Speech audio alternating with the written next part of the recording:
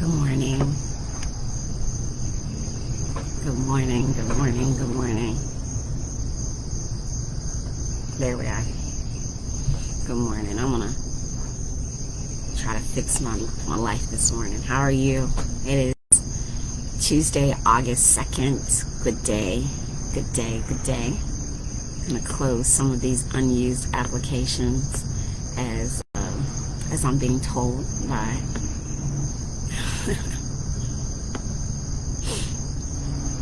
Google. I hope you are well. It's Jackie Glass, Mama, Navy Vet, Certified Doer, and the Laced Up Legislator for the House of Delegates, 89th District. I am grateful, honored, and very proud to be here with you all on this Tuesday. It is August already. That means school starts tomorrow. For some of you, it probably feels that way, that school is, it's on the verge. So I'm getting ready to start our day. So what I wanted to do today is again remind you that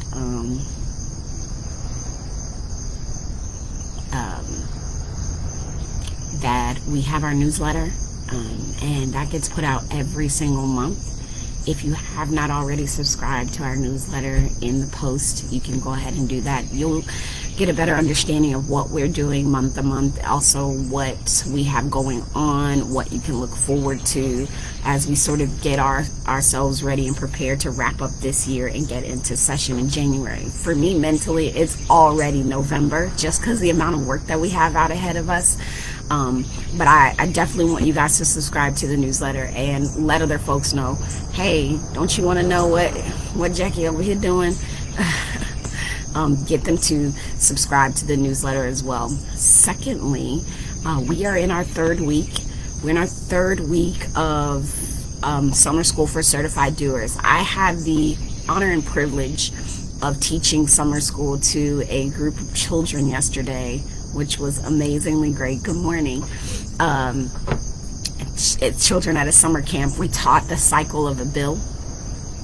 And this one kid says, he goes, Miss Glass, why is this so easy? I said, I don't know. If you can understand it, then, other folks hopefully can too.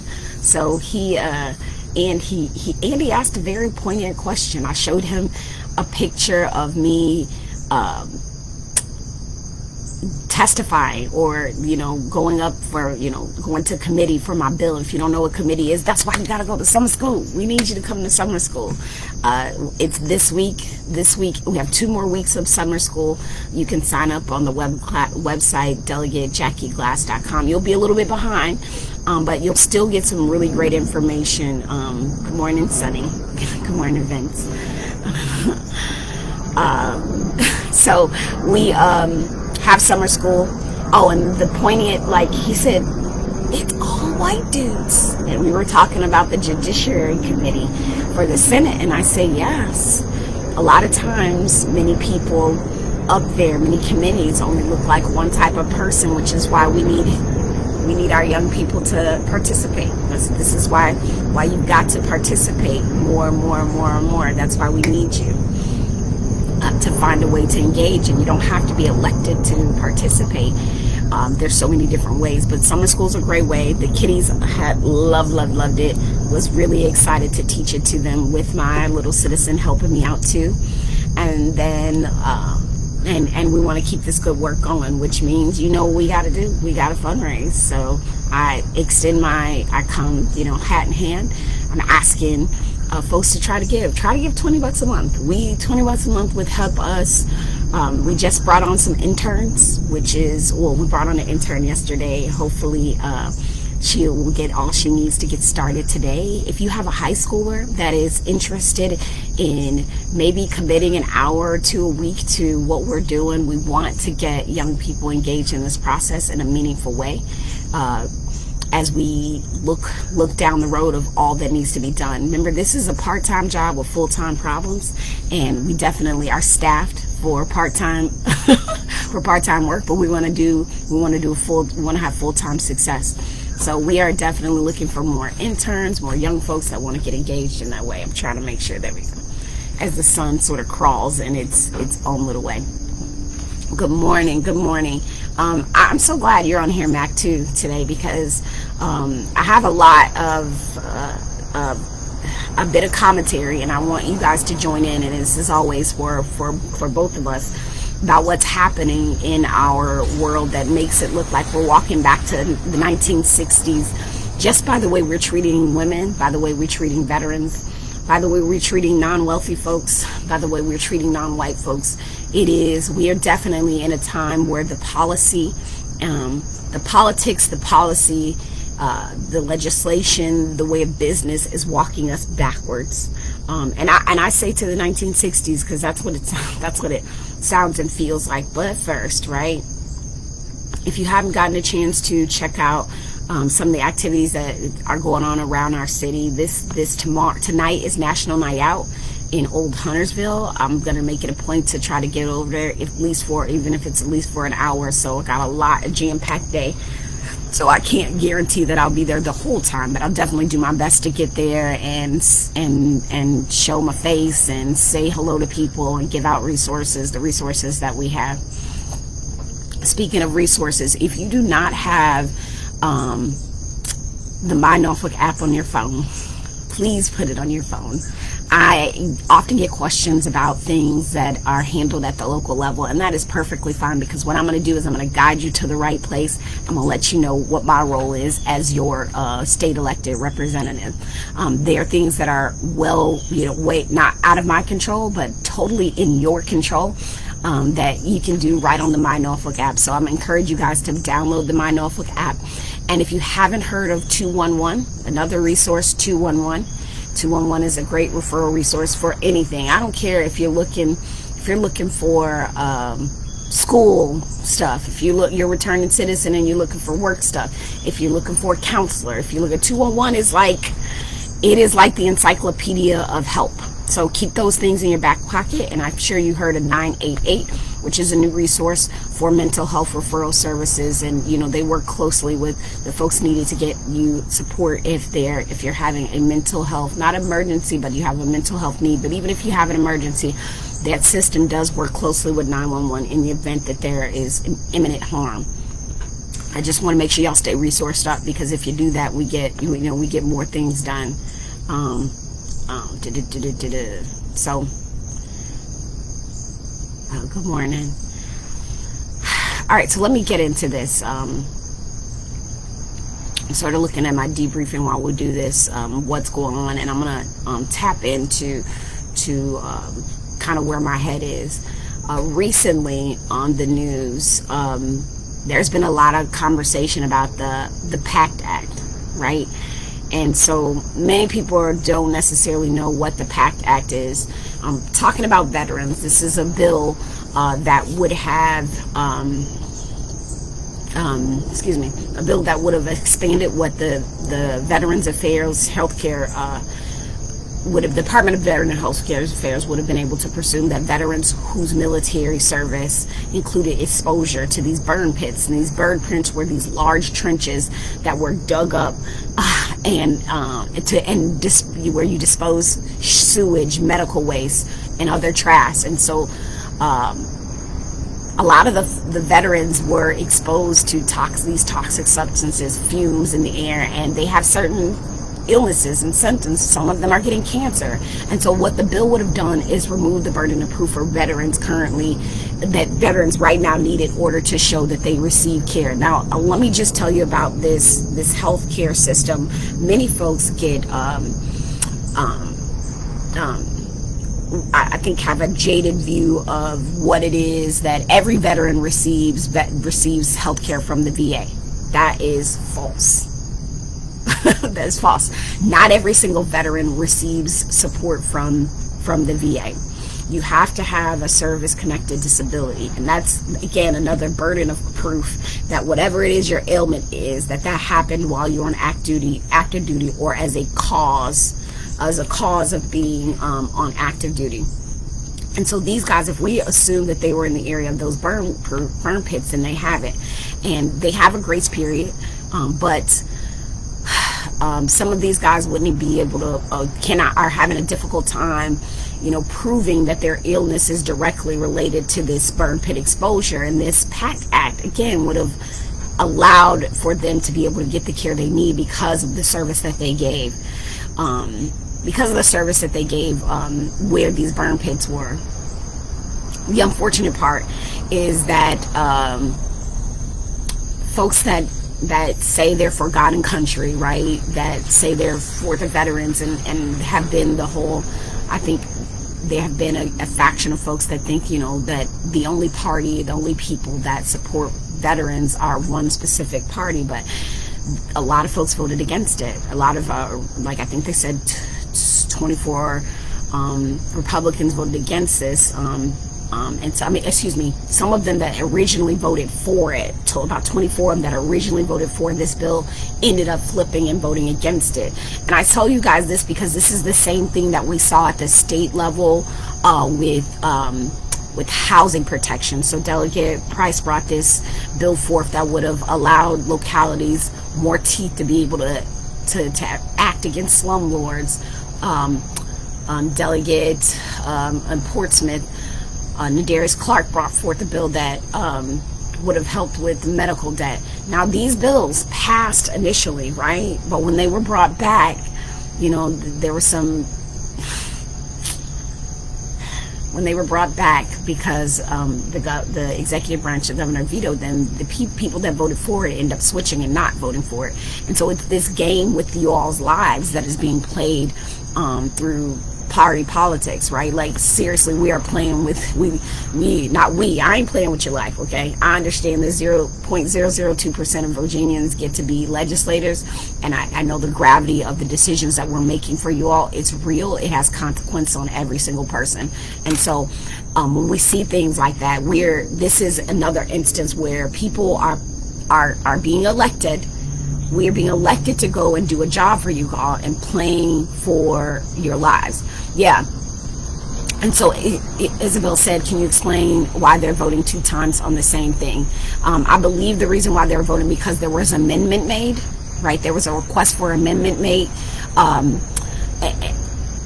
There was a request for amendment by, I think, Representative told me about the spending. And there's sort of this, and they had to vote on that, and they ended up voting against voting the bill. It was said that, and I went and tried to finish the bill. I didn't get a chance to finish reading. I started it Thursday and wasn't able to.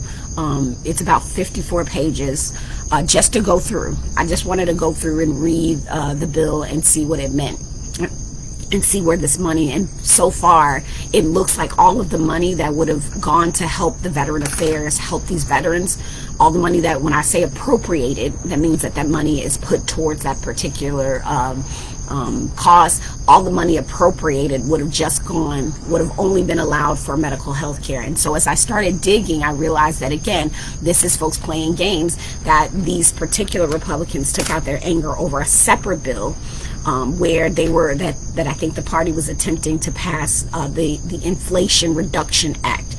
And the Inflation Reduction Act would have reduced, included like $369 billion to be spent over the next 10 years to address climate change, healthcare, and taxes, because of what we're going through. Actually, there we go. Because of all the things that we're going through. And that's what you'll see, that tit for tat. And now y'all got to understand, sometimes where you think things are related, they're directly unrelated.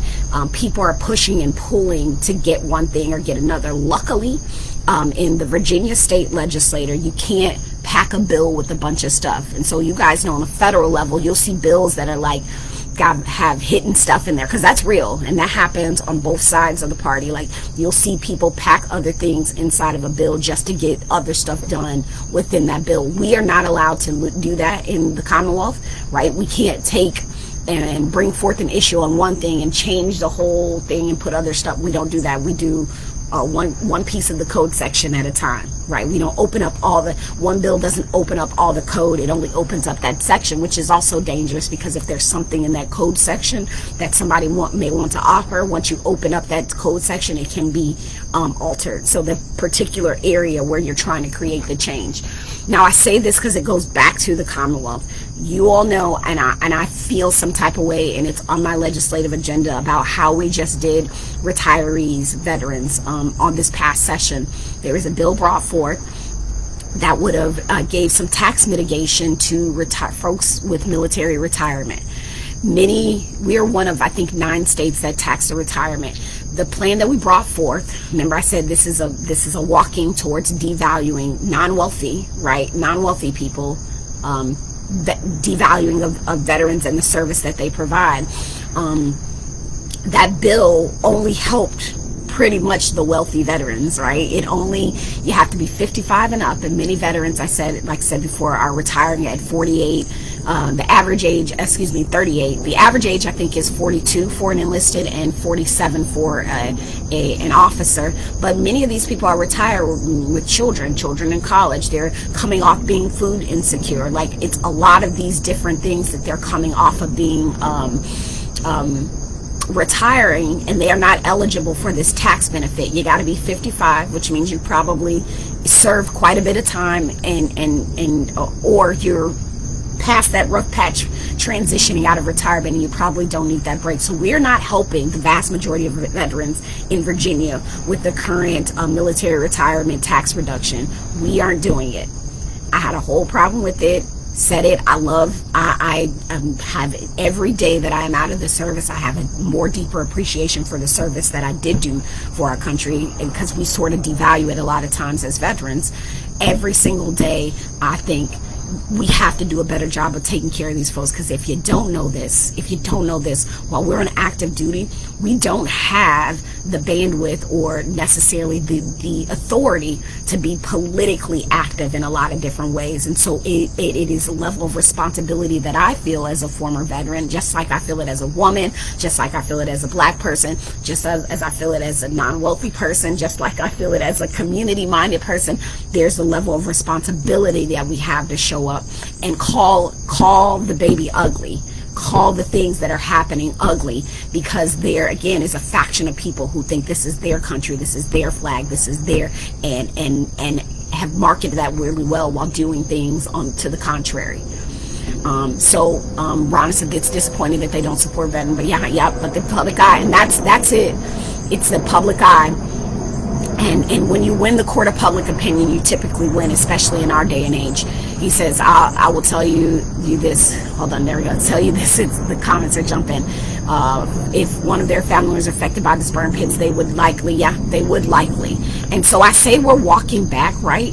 Because what happened when there were no welcome home party parades for Vietnam veterans, and understanding that the Vietnam War lasted from 1964 to 1973. It was the longest war in American history until the war in Afghanistan. And so with this particular tour, right, with Vietnam, servicemen typically only did a one year tour of duty. But with Afghanistan, you'll hear people tell you how many times they've been back and forth, and you don't think that has an effect on their health. And when we go back and we look at the 1960s, right, because what did I say we're doing? We're walking our way back to the 1960s at a time where women's rights, right, rights for people of color, specifically black folks, these things were not apparent, and that is what's happening. We're walking back, and you're absolutely right, is that people are dying. We can't. Military, who said that? He said the military can't do it. We can't. We've got to do a better job, Mac. We absolutely do, which means that when we talk about these voting, the ability to vote while you're on active duty, people don't take that seriously. I remember when I checked into my tour down in Corey Station as an instructor, and I asked to be a part of the voting. I was like, I want to be one of the voting officers. And they were like, ugh, here. They were like, here, you can have that. Nobody really wants that. I was told that it wasn't a good collateral duty unless it was a presidential election year. Don't take that. And remember working really hard to try to get people, veterans, registered to vote. And so I'm telling you all, we have got to make a concerted effort to get veterans registered to vote.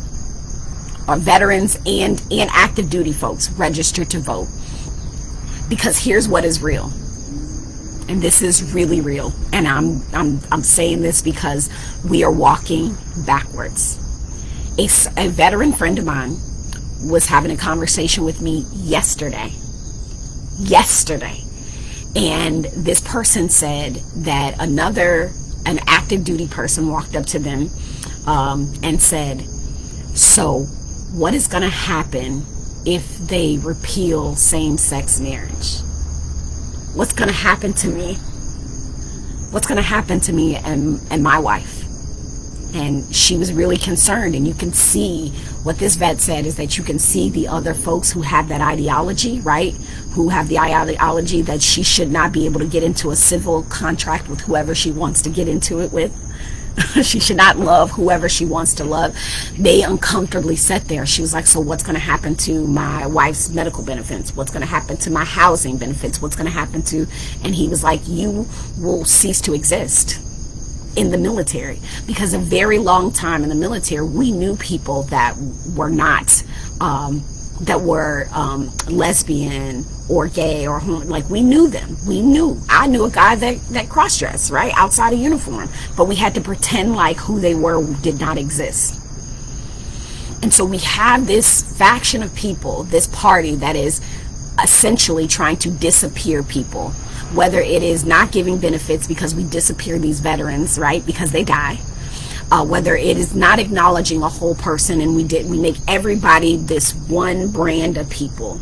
It is totally unacceptable, and there's something to be said about it. There's something that need to be done. So Isabel said vets are tricky though, because so many residents have tax-free. They can't vote here anyway, even though they live here and depend on the local resources. Yes, that is absolutely true. That some of them, their home of record is somewhere where the taxing is better, which is why we have to do better, Isabel. This is why that bill for the taxation of veterans was super important. Obviously, it's the retired folks, it's not the active duty folks, so I can understand that. I kept my home of residence as my state home of residence, Illinois, until I settled my roots here in Virginia. But their votes matter. It does. And we've got to make it so that veterans are able to galvanize for active duty folk. As veterans, we got to step up. And we've got to be a voice that leans in and says the things that need to be said, because we know our brothers and sisters in uniform cannot. They cannot. And for good reason. We don't need that kind of mess in the work environment. I must pass it. It's definitely a challenge, man. Studies show that the participation nationally, progressively, especially in Texas, it's a challenge. It is. Max Mike, I'm reading. Sorry, I must pass a compliment to your son, who was impressed with what you're doing. He said more people need to know of a servant leader who is not a politician. Oh wow. Yeah.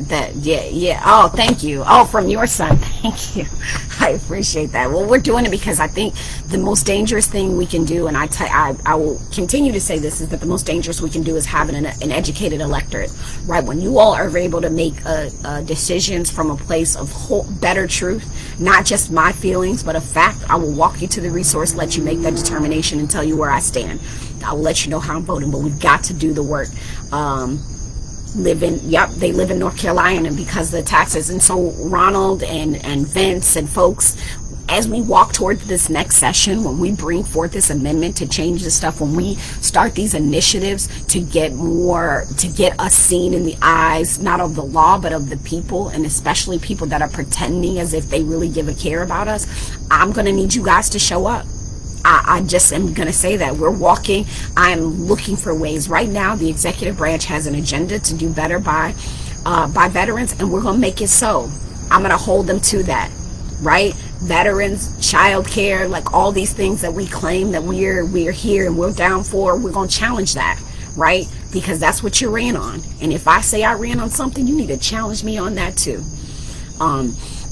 So in theory, because I did say both veterans and women, hold on, I'm walking backwards, because what I want to say is that I am not fearful of this. I am very hopeful, but I also will not sit, and I don't think any one of us have the luxury of dealing with the hypocrisy in the hypocrisies that are happening. We support, what am I trying to say here? Because you're getting me fired up. We cannot express gratitude for veterans while in the same breath saying, figure it out yourself when you get back. We live in a culture that doesn't allow us to sort of put our health first. We get told what a health priority is and is not. And I'm still, and I say this, I'm talking to the woman in the mirror, is that I'm still dealing with ailments that I have not claimed and I haven't done the work for it. I need to, and I know how difficult it is to show up to the health facility and feel like you're being treated substandard, or that nobody really cares, or that you don't really exist if you're a female veteran. We can't do that hypocrisy. We can't do the hypocrisy of saying we care about maternal health care while asking a woman why she got so many kids. Because I wanted to have these babies, right? We cannot do the work of saying we really want to help people economically advance. We want people to get out of poverty. We want people to build wealth, while judging their joy equity and saying, well, you got your nails done? How much you spend on that? I get it. We are not the joy police, right? People deserve to have ice cream. If you love children, you should be able to have those children and be in a space where you are able to get the child care to sustain and love and take care of children. We can't keep doing this. You can't say can't in one breath say I want to make sure that the government stays out of people's business, because I'm about freedom and equity. Freedom, freedom. I don't want to say the equity word, because you know what that means, right? We're about freedom and democracy and for all, while saying, no, you cannot marry someone that you cannot marry someone of the same gender as you. We are not. Yeah, it's about joy equity. If I want ice cream and I'm spending my last $5 on ice cream, I should be able to do that, while I'm struggling to take care of all these other things, because that is okay. And so we need to walk forward, y'all. I'm really committed to this work and what it looks like for us to show up. And so the so what now what here today, because I know we are at 27 minutes and 50 seconds and we only do this for 30 minutes and we're already 3 minutes over, but I appreciate y'all hanging in there. So what now what, right? There's lots of action that can be taken at the state level. As it pertains to veterans, what I would love for you all to do at this point, what I would love for veterans to do at this point is I'm looking for some folks to help me put up. We want to do a voter registrations drive specifically for active duty folks. We got to get them voting. We got to get them bought in on this democracy as if it is theirs while they're active, so that when they get out, like us, they don't feel like second-class citizens, right? Like, it's nothing, right? This is not about discounts. This is about dignity. It's not about living a luxurious life. It's about livelihood.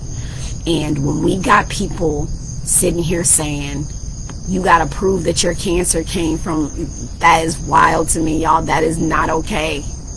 And we got to call it out. We got to call it out for real.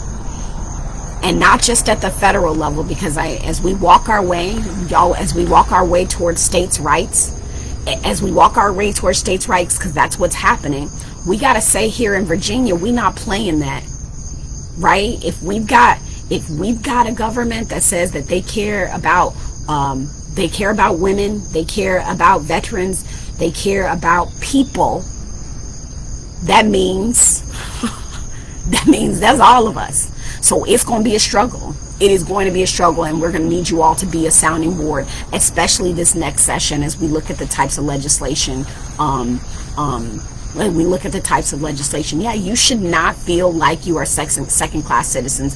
Family members should not feel like they are second-class citizens. And let me tell you this, Isabel, I get so tired of hearing and I'm gonna quantify this. I hate when people do this, but I'm gonna do it.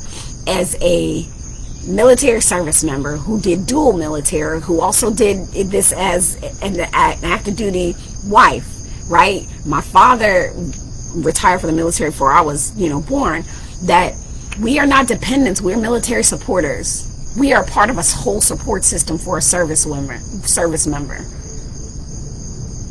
The military actually depends on us. So that is our initiative. We've got to get more people, even if they live in Florida, we got to get them to the ballot box. We got to get them understanding that this is their country too, and while they cannot be active vocally while on active duty, their vote can say a hell of a lot. Because let me tell you this right now, there are women on active duty right now that are wondering if they get pregnant and they decide that they don't want to have that baby because they know that is 2 years of their career, that they shouldn't have to. We should not force birth. And the military is actually struggling because the military has been very, very making very good progress. What I know is when the former president sat up there and said you cannot be trans and be in the military, a lot of people didn't just automatically get discharged. They gave them the option, right? Like they were like, hey, you could do this or you could not. And I had my military friends say, hey, we had somebody who was trans and they just disappeared. They just disappeared. So these real issues are affecting military folks in a real way, and we've got to help them have a voice. Help them know that they can be a part of these conversations. So let's do it. We gotta help. Listen, it is not. It's. We gotta help our vets. But we gotta help our active duty folks. Their voice is their vote. Their voice is their vote, and we gotta remind them that yes, you have that vote. We've got to take the voter assistance officer position seriously. We gotta get in spaces where we know they are. Look. So that's where I'm at. Yep. Discussion like replicate. Yeah, get some making the sausage and legislation. You got to do it. Right now, military but yes, right now it's protected, but there's a real scare. People are asking real questions. What happens if I can't be married to my husband or my wife, right? We're in the same-sex marriage. What happens if I get pregnant? All these things. We can't go back to 1960. We're not going back to the 1960s. It ain't happened. So if you're interested in working with us on putting together some veteran-centered, military-centered voter registrations, let's do it. Right? We got to post up. We got to post up and say this is just for vets. I'm going to reach out to Vets for the People. If you haven't heard of that organization, Vets for the People, off and on, they do a lot of different things. Also, let me give you guys another organization that you can that we can double up with, that you can learn a little bit more about. Hold on, I'm going to give it to you. So Vets for the People is one, and the other is, I'm pulling it up, I promise. Goodness gracious. Hold on. There's an organization that deals with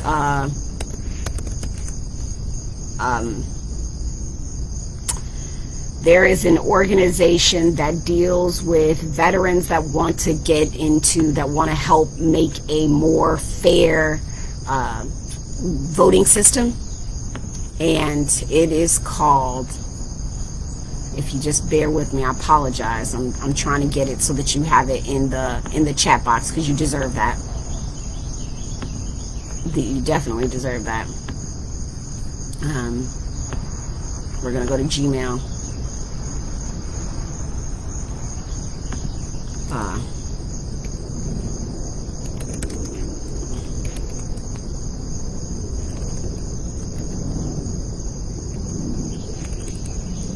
Veterans.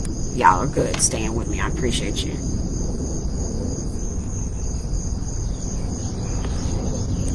I'll find it and I'll make sure that I posted. I don't want to hold y'all up. I don't want to hold you up. But there are a lot of great opportunities, y'all. We're going to get involved. I will make sure that I share the veterans organization that's about election reform, and I hope that you guys all right, I appreciate you. I hope you guys are able to make it a great day. Just getting out. We're back at it. Please make sure that you email the office. I'm going to put delegate, put it here, Delegate J Glass at house, like the House of Delegates, .Virginia, spelled all the way out,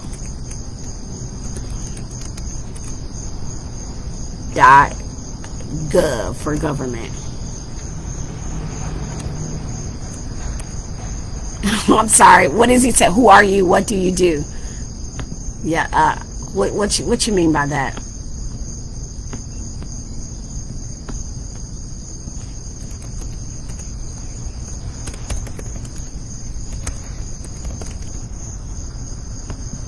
I'm trying to find it. I really am, genuinely.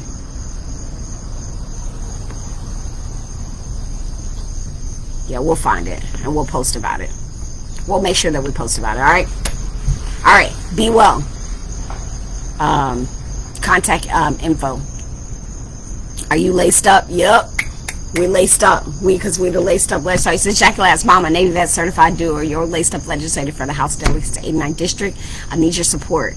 In the chat, again, before I close out, in the post, you'll see where you can subscribe to our newsletter. Come on, do it. Get them updates. You can join our policy work group. We've got 2 more sessions left. And then lastly, you can also donate. I said every little bit counts. I mean that.